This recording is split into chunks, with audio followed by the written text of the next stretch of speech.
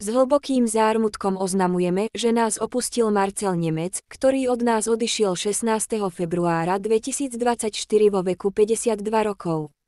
Marcel až do konca statočne bojoval s rakovinou. Jeho húževnatosť a sila inšpirovala všetkých, ktorí ho poznali.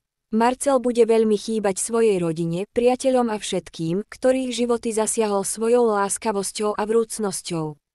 Nech odpočíva v pokoji. Marcel Nemec, milovaný člen našej komunity, po odvážnom boji s rakovinou 16.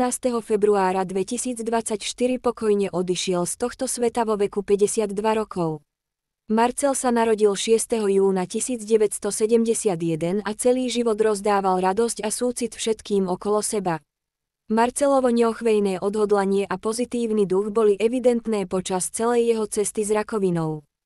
Každému dňu čelil s odvahou a gráciou a inšpiroval každého svojou húževnatosťou. Marcel po sebe zanecháva odkaz lásky a dobroty. Bude veľmi chýbať svojej oddanej rodine vrátane milujúcej manželky, detí, rodičov a súrodencov, ako aj nespočetných priateľov a kolegov. Spomienková slávnosť na oslavu Marcelovho života sa bude konať dňa, vložte podrobnosti tu. Namiesto kvetov rodina láskavo žiada o dary, názov charity alebo vec. Spomienka na Marcela Nemca bude navždy žiť v srdciach tých, ktorí ho mali to šťastie poznať.